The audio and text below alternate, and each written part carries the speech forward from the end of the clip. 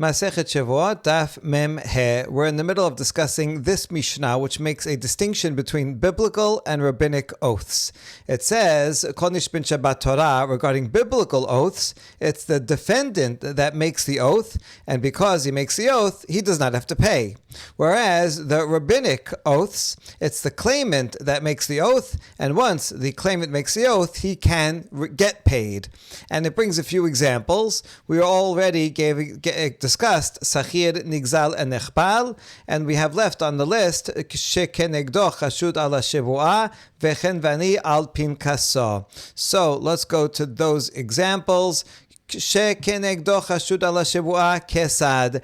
If you have the opposing litigant, if the opposing litigant is suspect regarding taking an oath because in the past he has taken a false oath or he's not reliable for another reason, then the vow, which would be, let's say, a biblical vow that should have been taken by the defendant, but the defendant cannot take it because he's not trustworthy, then it flips to the claimant, and the claimant makes the vow, and then that way he can collect. Kesad. So how does someone become untrustworthy to take a vow? Achat shevuat ha'edut, ve'achat shevuat ha'pikadon, ve'afilu shevuat shav. So if someone was found to be lying in the past when he made a shevuat ha'edut, in the past he told someone, I don't know any testimony about this, and he vowed, but really he did know testimony. Or he was holding on to a deposit and he made a vow, oh, I don't have it, it was stolen. But really he had it the whole time. Or even if it's not a shevuah that's ben adam lachavero like these two, even if it's a shevuat shav, he just makes a false oath, which is just a lie, although it's not against anybody else. Even that shows that he's not trustworthy to make a vow. And so anyone who is proven to have made such a false vow is not trusted to make a vow and then be able to, let's say he's a defendant, he won't be able to make a vow and not pay. Also, hayachad mehen mesache pekubya, umlave beribit, umafriche yonim, vesochare shevi'it, veshekenegdo, nishba venotel. Or, this is a list of people who are also disqualified to be witnesses. They also are not trusted to take an oath if they play with dice, or lend money with interest, or pigeon racers, so another type of gambler, or someone who sells shevi'it produce, things that grow on their own during shevi'it. You can take some for yourself, but you cannot take extra and then sell it on the market. Everybody's supposed to be able to take it for free. And in all these cases, whoever was supposed to take the oath, we transfer the oath to the other person. And so if it's the defendant that was supposed to take the oath, it's an oath, let's say, deoraita, and he should have taken the oath and then not paid, but he can't make an oath, so then we transfer it to the plaintiff, and the plaintiff will make an oath and receive the money. Hayushanem chashudim. But what if both parties are suspect? So then, chazra shevuah limkoma. So the defendant can't take it, so we transfer it to the plaintiff. But the plaintiff can't take the oath either, so we transfer it back to the defendant. But the defendant can't take the oath, therefore he will have to pay. If he was trustworthy and could make a vow, then he could take a vow and get out of paying. Otherwise, he will have to pay. Dibrei Rabbi Yosef. Rabbi Meir omer yachloku. Rabbi Meir says, oh, they're both problematic, and since they both have a problem that they both cannot make a vow, so they share the responsibility and they split the difference. They split the claim in half. The defendant pays half, and the claimant has to forego the other half. וכן ואני על פנקסו כסד, לא שיאמר לא כתוב על פנקסי שאתה חייב לי 200 זוז. Now, when do we say that someone has to make an oath and collect? One of the examples is a storekeeper who has a ledger of all the people that owe him money. So what would be the case? It's not what you think. It wouldn't be a simple case where a store owner says, it says on my ledger that you owe me 200 zuz. That's not the case we're talking about. Ela, omer lo, ten libni satayim chitin, ten לפועלי סלע מעות. הוא אומר נתתי, והם אומרים לא נטלנו, הוא נשבע ונוטל, והם נשבעים ונוטלים. In those days, they used to use the grocer kind of like a bank. And so someone tells the grocer, listen, can you please give my son 2 se'ah of chitin, and I'll pay you for it later. But I want to help out my son. He needs some food.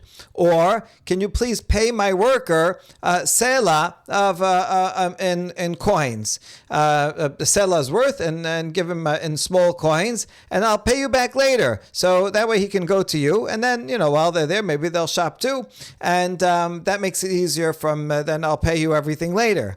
And so he asked him to do that. Now, he comes back. He comes later. Hu omer natati. The grocer says, I gave your son the wheat. I gave your workers the money.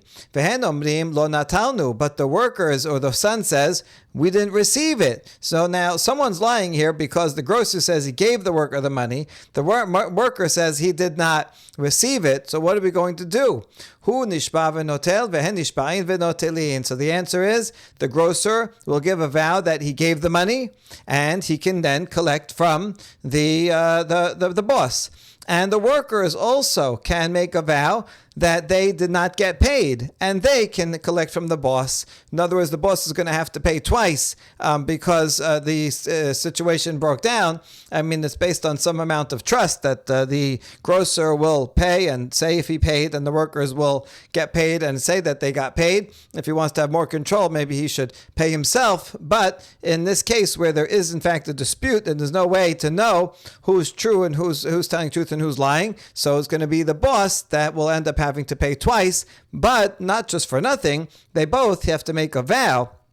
And that way, that will lend credence to their claims. Amar ben Anas, kesad elu ve'elu ba'in lidei shevuat shav, elahu notel shelo b'shvuah v'hen notlin shelo b'shvuah. Ben Anas says, no, how could you set up a situation where at least one of them is going to be lying? Because either one of them will be lying. Either the grocer paid and they got their money, or he didn't pay, and so then the grocer's lying. Now if you're going to tell them both to vow, then one of them is making a false vow, and we don't want to force a situation where both there's definitely going to be a false vow.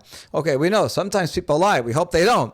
But we make a vow hoping that they'll tell the truth, and so we could rely on that in certain cases. But here we're setting up a situation where they're going to say contradictory vows, and so we don't want to have that. Rather, according to Ben Anas, each can collect without a vow. The grocer collects without a vow, and the workers collect without a vow. Amar lachen vani. And now we have more cases similar to this. If someone goes and tells the grocer, Tenli bedinar perot. Can you give me some produce valued at a dinar? Ve'natanlo, and he gave it to him. Amarlo, tenli oto dinar. And now the grocer says, okay, you never paid me. Give me the dinar that you owe me. I gave you the fruit already. Amarlo, netativ lecha un tato be un pali. And the customer says, I already gave it to you. You put it in your wallet. So in that case, the customer should make a vow that he gave the dinar, and then he does not have to pay. Amar lo ten li et haperot. Amar lo netatim lecha v'olachtim lecho letoch betecha. Or the beginning of the case is similar. Someone says, give me a dinar worth of fruit. And then the customer, he paid, and then he says, give me the fruit. But the store owner says, I already gave them to you, and you took them home. Yishabach and vani. In that case, the store owner will make a vow, and then he will not have to give any more fruit. Rabbi Yehuda omer kol sheperot biyado yado ala alyona. Rabbi Yehuda, this comment of Rabbi Yehuda must be going back on the previous case, and he says anyone who has the fruit in his possessions has the upper hand. So in this first case, that will be the customer who definitely received the fruit. He admitted that he received the fruit, so everybody agrees that he has the fruit, and therefore he will not have to pay and it does not have to take an oath. Why? Because the assumption is that a store owner is not going to give fruit, the produce, to the customer without getting paid. Generally, you go to a store, you got to pay, and then you can take it out of the store. They don't let you just take it unless you know it's someone who always allows credit. We're just talking about a regular store, so we can assume that if he took the fruit home, then we can assume that the payment was given, and therefore he does not have to make a vow, and we dismiss the claim of the store owner according to the Yehuda. Amar l'shulchani tenli bedinar ma'ot. Someone comes to a money changer, and he says, I want change for a dinar. I want some small coins. Ve'natan lo, and the money changer gives him the small coins, gives him some change. Amar lo tenli et dinar. Now the money changer says, now give me the dinar, give me the big coin. Amar lo natati lecha un tato be'un pali. And the customer says, I already gave you the dinar, and you put it in your wallet. Yishava balabayit. So the customer makes a vow that he already gave the dinar, and then does not have to pay.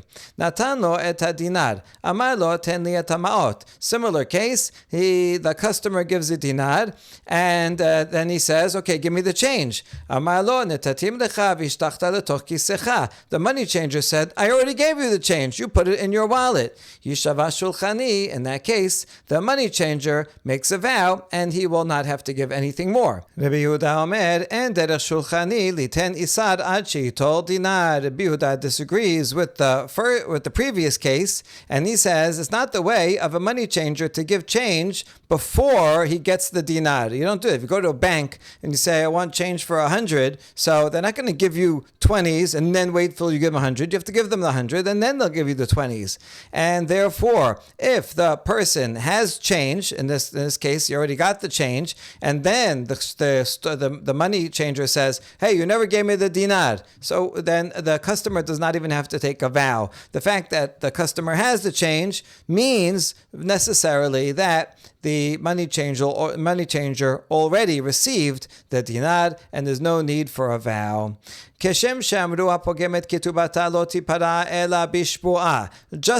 the rabbis taught. So we're going to give a list of things the rabbis taught and then add to it. So the first thing on the list is if a woman weakens her ketubah by saying it was partially paid. The ketubah is for $10,000. She says, listen, I already got 1,000, but you owe me another 9,000. In that case, she has to make a vow before receiving the rest of the money. It's kind of like a modeh b'miksat. And similarly, if one witness says that she already got paid, well, it's only one witness, so it's not two witnesses, but it is enough to prompt her to make a Shevuot before she can collect the rest, the whole ketubah.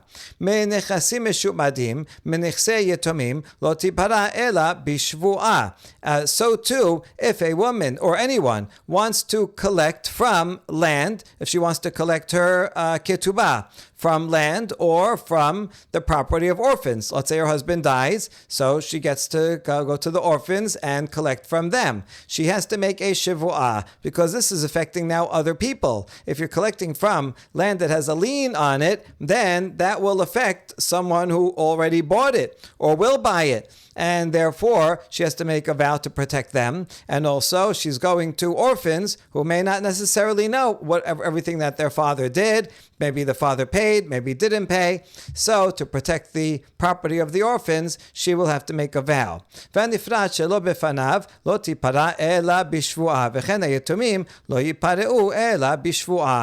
anytime a wife is collecting money for her ketubah, not in front of the husband, so she has to also make a vow, because the husband's not around to be able to say, oh, I paid you already, there was a change, whatever it is. Because he's not around, she has to make a vow to verify that it's really owed to her.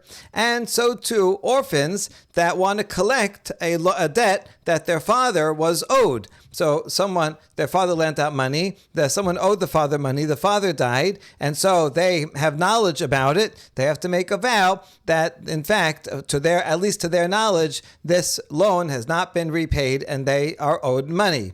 What do they make a vow? What is the language of their vow? Here it is. Shevuah shelo pekadanu abba v'shelo amar lanu abba v'shelo masinu ben shetarotav shel abba sheshetar zeh parua. We make an oath that our father did not direct us that we should not collect. Our father did not tell us that this was paid already. We did not find a document that says that this was already paid, that this loan was already paid. We don't know. We don't have anything about that. So therefore, as far as we know, this was not paid, and you owe us. Rabbi Yochanan ben Barak Omer, omed. Afilu nolad ben lachar mitat ha'av, harei ze nishba v'notel. Yochanan ben Roka says this vow is necessary even if the son was born after the father died. The child was conceived, the father died while the mother was pregnant, and so there's no way that the father could possibly have said to the child, oh, listen, this thing was already paid, or anything like that. But still, he has to make a vow that he has no knowledge of it in any way. אמר רבן שמעון בן גמליאל, אם יש עדים שאמר האב בשעת מיתתו, שטר זה אינו פרוע, הוא נוטל שלא בשבועה. Rashbag says, if there are witnesses that the father said on his deathbed, this document, loan document, has not been paid, then the orphans can collect and they don't have to make a vow because you have two witnesses that say that there's nothing to worry about. Now in the following cases, one has to take an oath even though there is no definite claim against them. Hashutafin. The rest are going to be examples like this. So let's say you have two partners, and one of them brings up some claim against the other, but not a particular claim. He just says, listen, to the other partner, I want you to take a vow that you don't owe me anything. Because it happens in partnership sometimes. If one person is putting in a little extra work, he may justify himself that he's taking a little bit more out of it. And so, at any time, one of the partners can say, I want you to make a swear that you're not taking anything that's not yours, or that you don't owe me anything. And so to Vahadisin and sharecroppers, that's kind of like a partnership. It's not an equal partnership. One's the owner and one's working and has to give a certain amount or a certain percentage. V'apotropin, a steward, someone who is helping out and to take care of a property of orphans. So he might be a volunteer, or he might get paid something, and so he can the orphans can come at any time and force him to make a vow that he didn't take any more than it was whatever is agreed upon. Va'isha noset va'notenet betoch habayit, and if there's a woman that does business from home, she's managing the household affairs. The husband might be out working, and she is buying and selling some things from the house, so they're kind of like partners. So the husband can come and make her take a vow that she's not taking some money that's not authorized on the side. Maybe she's justifying it because she does so much work or whatever. U ben habayit, or anyone that's a member of the household, the same thing. Amalo ma'ata to'aneni resoni shetishabat li chayav. And so if he says, what is your claim against me? So someone comes, make a vow. What's your claim against me? He doesn't have to have a particular claim. He doesn't have to say, on this date, I noticed that there was some money missing from the cash register. That's a definite claim for sure. But even without a specific claim, if the other party says, I just want you to make an oath. I just want to make sure. A check-in oath, because, sometimes people tend to justify in those situations. One has to make an oath in that case. However, if they the partners divided their shares, or a sharecropper is no longer working as a sharecropper, so then that's it. They lost their right to make the other one vow without a specific claim. If someone is required to make a vow because of a specific reason, then we have the while you're at it rule. While I'm obligating you to make a vow on something that I have to make a vow, I can include, oh, by the way, make a vow also on that other business deal, on the other thing, even though those by themselves would not warrant a vow. Once I force you to make a vow on something that I can force you on, I can add on other vows. And lastly, the Shevuot year, not only does it cancel loans, it will also cancel an oath that is triggered by a loan. So we had a loan out, and then I went to court, and you're supposed to make a vow regarding that loan. But now Shevuot comes, since it would cancel the loan itself, it cancels also the vow that is simply a result of a dispute about the loan. Gemara, the Mishnah started off in saying that any of the vows in the Torah, it's the defendant that makes the vow, and that way he doesn't have to pay. Minelan, what's the source? דאמר קרא, ולקח בעליו ולא ישלם, מי שעליו לשלם ולא השבועה. The pasuk says the owner shall accept it and will not pay. So what do you mean he will not? He will accept. He will take a vow and will not pay. So that means that the person who is supposed to pay, the defendant, he makes a vow and thereby doesn't pay, and that's a pasuk. So that's the source. Now the following people have to make a vow, and that way they can collect the Rabbanan vows.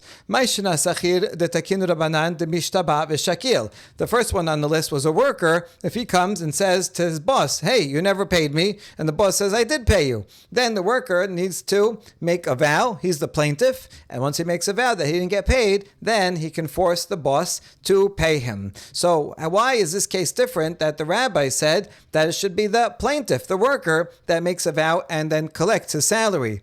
Amar Rav Yehuda Amar Shemuel, halachot gedolot shanu kan. Halachot hanehilchetaninu ela ema takanot gedolot shanu kan. So before we get the answer, we have a grand introduction to it. Shemuel says these are great halachot. We ask, are these halachot? Meaning, are they halacha l'Moshe Sinai? What's so important about these? This is a Rabbanan law. It's not a halacha l'Moshe Sinai. Okay, so no, we got the wrong words. What he meant to say is takanot. This is a great rabbinic ordinance that's given here. It's a great one. Gedolot mikaladika ketanot. What do you mean? This is a great one.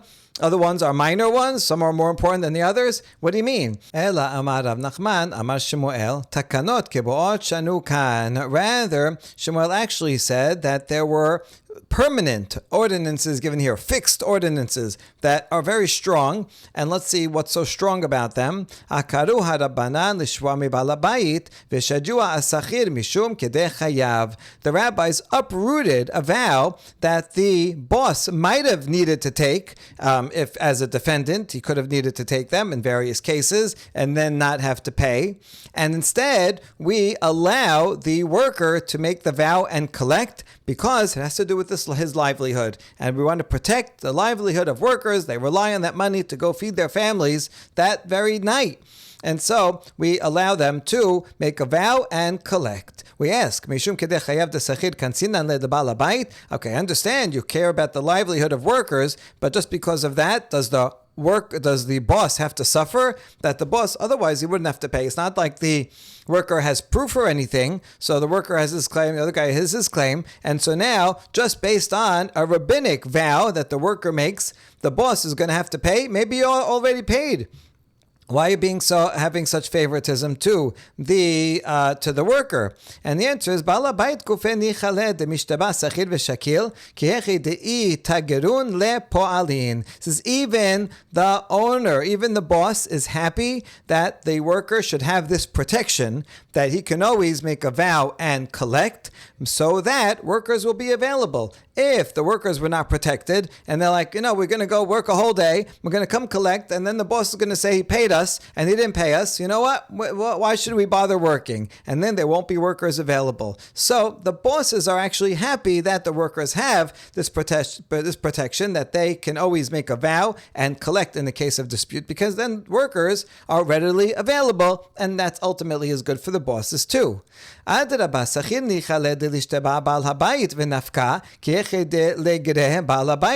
a second, you can argue the other way around, that the worker should be happy that the owner should make a vow and not have to pay, so that he'll always have jobs available. If the workers can always make a vow and pay, then the bosses might say, you know what, we don't want to hire anyone. Every time we hire somebody, they go and claim that they already got paid, and then they make a vow, we have to pay them again. And so we're not going to hire anybody. And then the workers will suffer. So you could say that the workers would rather that the bosses be protected and be able to not pay again by taking a vow.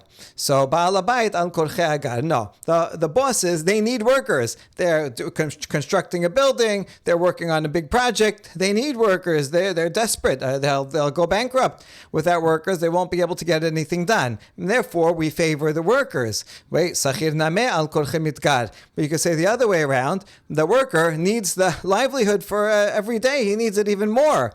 And so he's going to have to get a job, even if there's a chance that maybe the boss will be dishonest, but he needs the job, so he has to try. So rather, actually a different psychology altogether. The reason why we trust the worker to make a vow and collect is because the boss is distracted. He has a lot going on, a lot of workers, big projects he's thinking about, and he probably doesn't remember every single person, whether he paid or not. And so therefore we trust the worker. The worker knows if he got paid or not. He just worked for 10 hours, hard labor. He's going to remember if he got paid or not. So since his memory will be better about it, so he can make a vow and collect, rather than the boss who's distracted by 100 things might not remember all the details. So better to make the worker make a vow and allow him to collect. Now,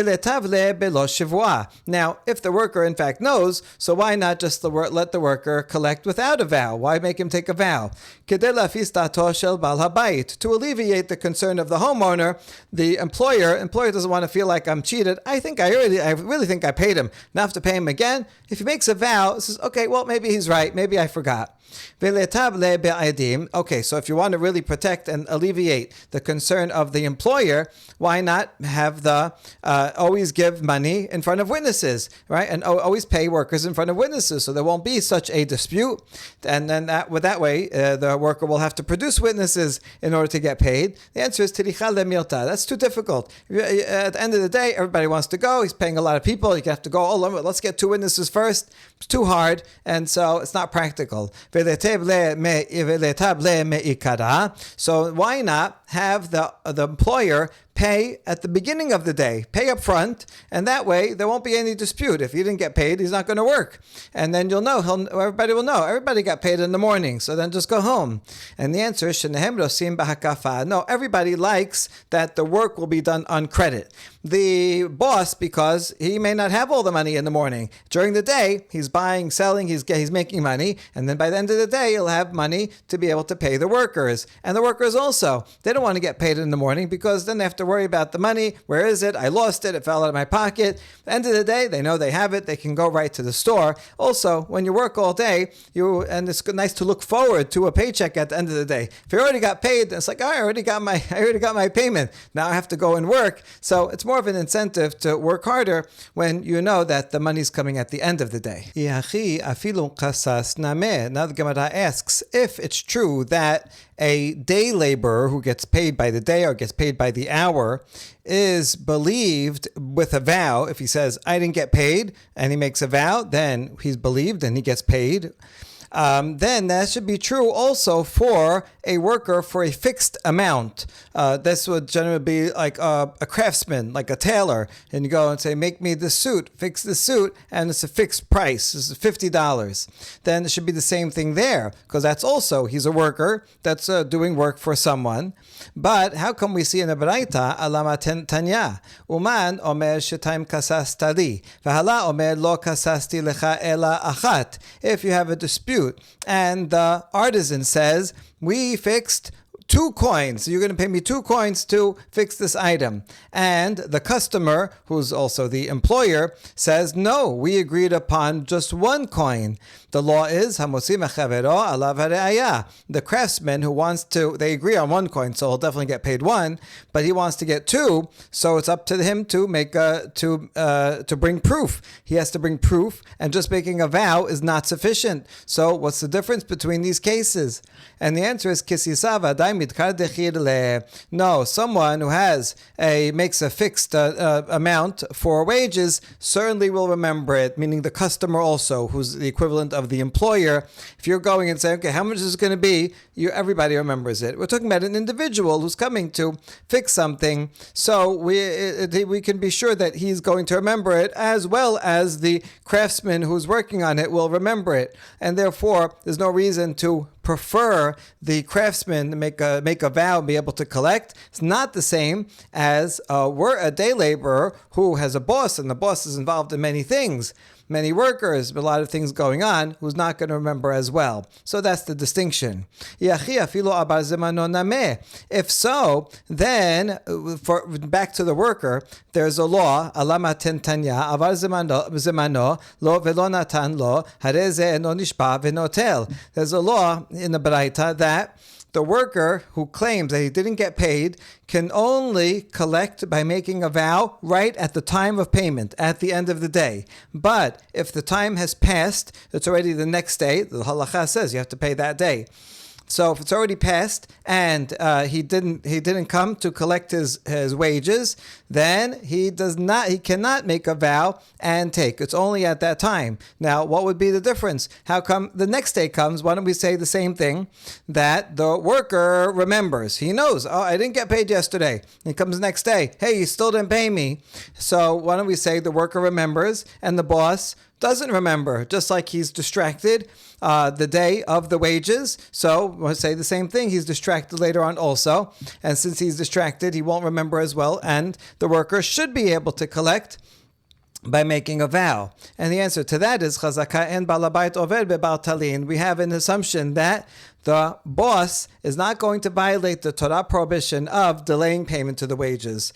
So what happens usually is that the day laborer, he comes towards the end of the day, but before the end of the day, and he comes to collect the wages. So at that time, the boss is busy because he's a lot of things going on. He has to pay a lot of people. But once the end of the day arrives, then the boss is going to say, hold on, it's time for payments. I don't want to violate withholding wages overnight. So he's going to go through all of his accounts, all of his employees, and he's going to make sure to pay them. So therefore, the next day, already we assume that the owner did pay, and we are not going to trust the worker just with a vow. So that's exactly what we're going to explain now. Wait, didn't you just say that the owner is busy and distracted with all of his work? So how could he pay attention to Baal Talin?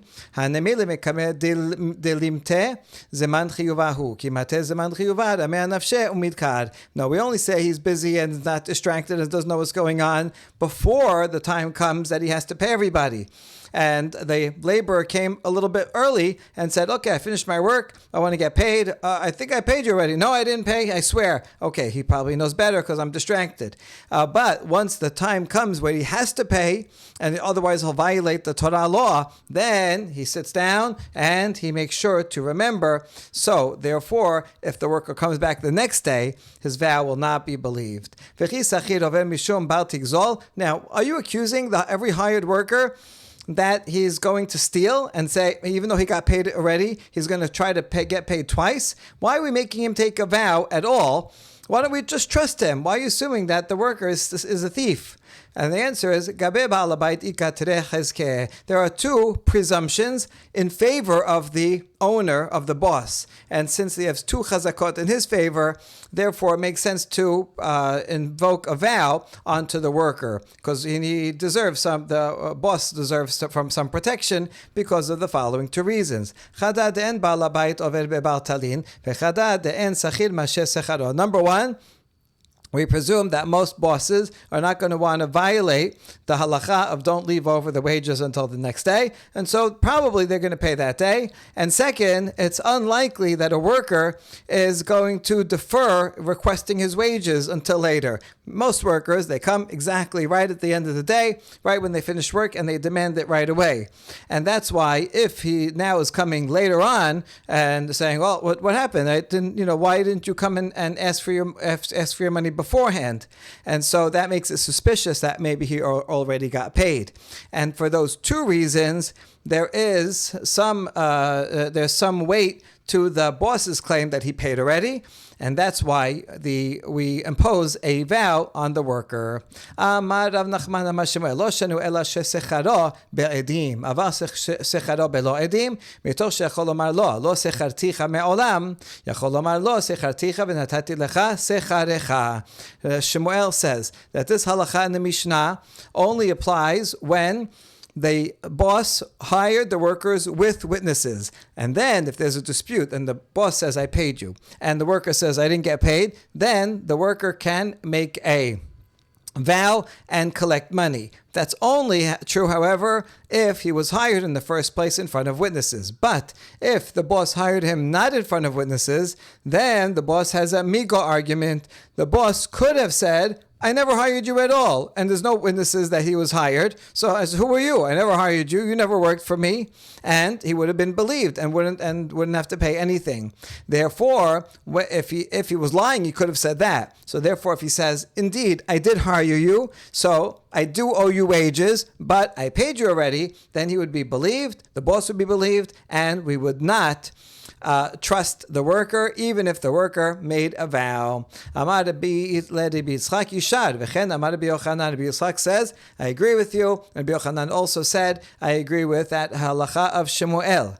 Now, the fact that Rabbi Yochanan said, Yishar kochacha, I agree with that. Does that mean that Resh Lakish disagrees? Because often they disagree. And the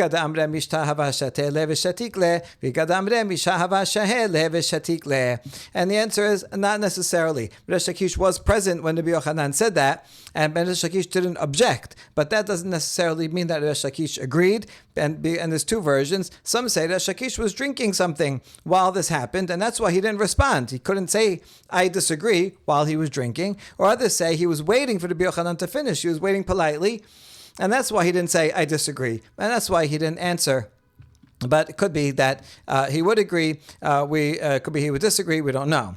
Itmar Nameh, Amar Rav Menashia bar Zevid, Amar Rav. And we have a similar statement, not only in the name of Shemuel, but also in the name of Rav. Lo shanu ela shesecharo be'adim, aval secharo shebelo adim, mitoch shechol omar lo, lo secharticha me'olam, yachol omar lo, secharticha v'natati lecha, secharecha. Same thing as Shemuel, that the halacha of the Mishnah is only true when the employer hired the employee in front of witnesses. But if he hired him without witnesses, and since the employer would have been believed to say, I don't know who you are, I never hired you at all, so he is also believed to say, I did hire you, but I paid you, and that's it, we're done. And therefore, in that case, the worker would not be believed to collect with just a vow. You'd have to bring some stronger proof than that.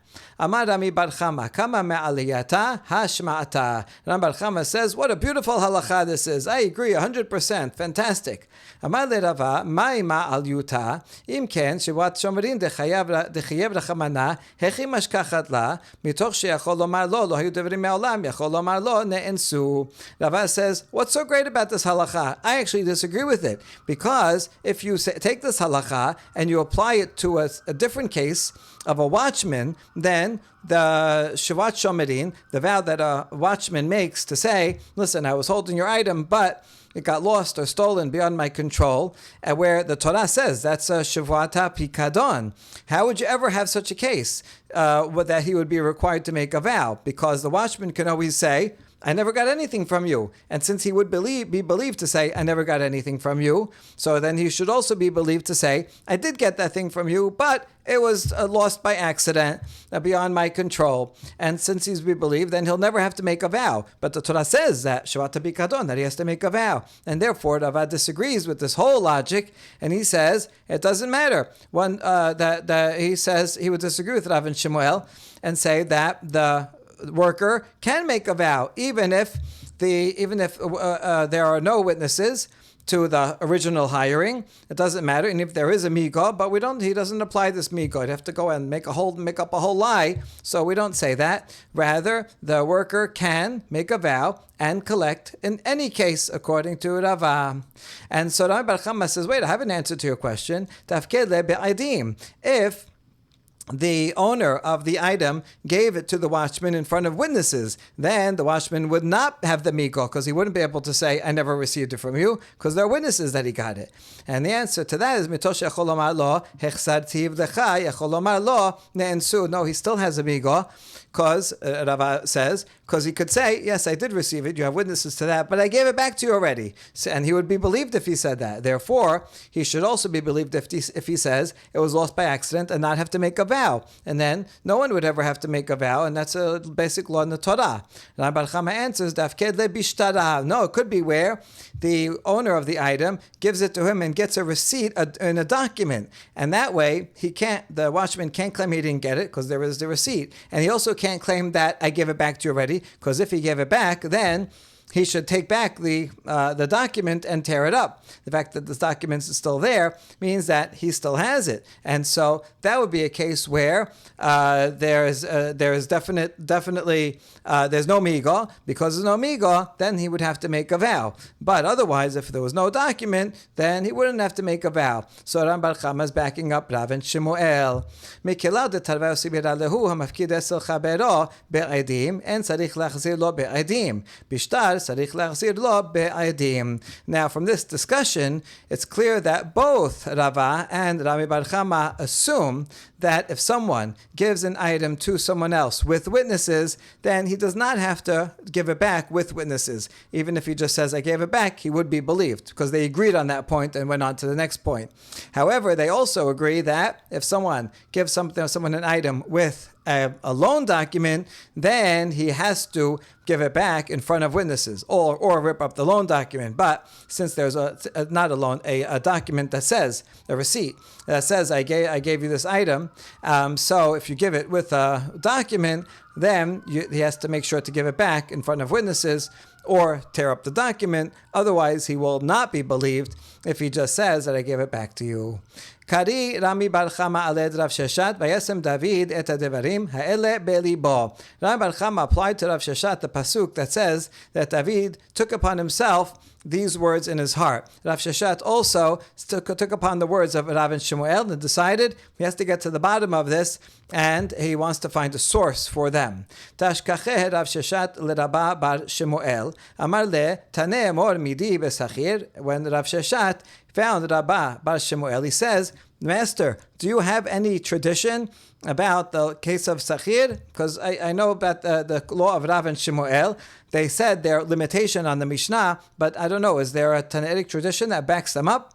Amar le'in, and he said, yes, there is. Tanena. Sachir bizmano nishba v'notel. Kesad, bizman she'amar lo sechartani velo natata li sechari, v'hala omer secharticha v'natati lecha secharecha. Aval, amar lo shetayim kasasta li, v'hala omer lo kasasti lecha ela achat, hamosim echavero alav hareaya. A Baraita teaches that if a worker at the right time, meaning at the end of the day, says, hey, you didn't pay me, then he can make a vow and he can collect the money. How so? What's the case? It's when he says, Sechartani, you hired me and you did not pay me. And then, but the employer says, no, I did hire you, but I did pay you already. And that's the case that we're talking about, where the worker can say, well, you admitted that you hired me, so, I say you didn't pay me, so he can make a vow, because he will remember better. However, the Braita continues, if it's not a case of a day laborer, but rather a craftsman, and the craftsman said, we decided that you're going to pay me 2 coins for this work, and the customer says, no, only 1 coin, then the one who wants to extract money, that's the craftsman, has to bring a proof, and he can't just make a vow. Okay, that's a distinction that we already discussed above. Now, here's the proof. Since the Sefa talks about a situation where the worker, the craftsman, needs to bring proof. It says he has to bring proof that it was in fact 2 coins. So it says that in the Sefa that he has to bring proof. But the Resha does not say that the worker needs to bring proof. He can simply make a vow.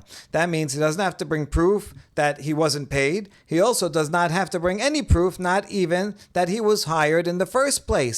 And therefore you see that even when there's no proof that he was even hired, that's where the Mishnah says, the Braita here says, that he can make a vow and get paid. Meaning in all cases, whether or not there were witnesses that he was hired, still he can make a vow and he can receive his payment. This goes against Rav and Shemuel, who said, no, only if there are witnesses that he was hired. Because if there are witnesses that he was hired, then the boss has no migo. He can't say, I never hired you. But according to Rav and Shemuel, if there were no witnesses that he was even hired, then the boss would have a migo, and the worker would not be believed even with a vow. So you see that this reading of the Baraita would challenge Rav and Shemuel. Isn't that a good challenge? Amar Rav Nachman bar Yitzchak, Resha v'sefa b'riyah, re'eya dil shalem katane, re'eya de shua la katane. This is not necessarily. It could be about both the Resha and the Sefa, or talking about a case where proof is required. And the proof to get paid, that's in the Sefa, that the craftsman has to bring proof in order to get paid the two, that it happened to mention, whereas the proof that's in addition to the Shevuot, it didn't happen to mention, because the point is that he has to make a Shevuot. It's assuming already that there is proof that there are witnesses that he was hired in the first place. That's background to the story, and then after that background, what does he need? He needs to make a vow. So we didn't fill in all of the details in the Resha, and it was assumed that there are witnesses there also that he was hired in the first place. So since we could read it like that, this is not necessarily a challenge against Rav and Shemuel. Baruch Adonai le'olam, amen ve'amen.